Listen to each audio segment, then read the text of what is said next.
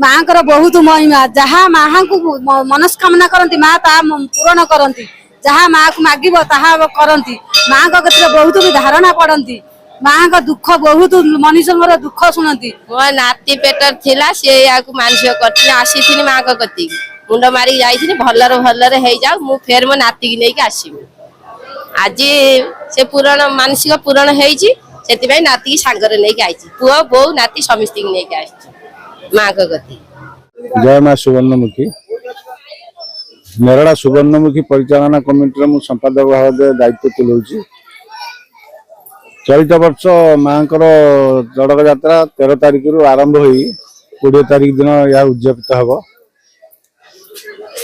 विशेष करी भंडारीपुर block Korai block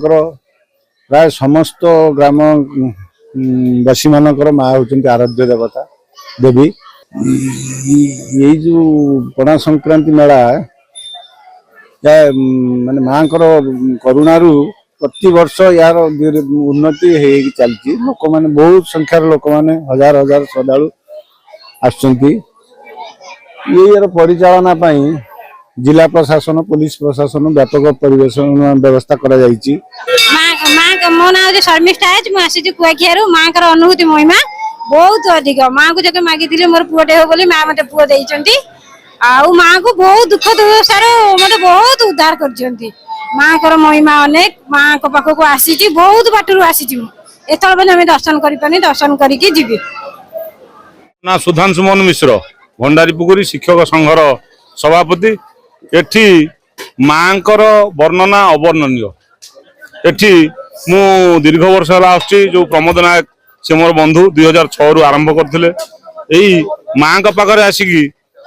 स्वतःस्फूर्त भाव में अनेक लोक शरण पड़ती एवं एठी परिश्रम करती आउ एठी आसिकी पहुँचला परे निजको गोटे आत्मतृप्ति मिले जोटा कि अलग कौटी पैसा देने मिले ना तेणु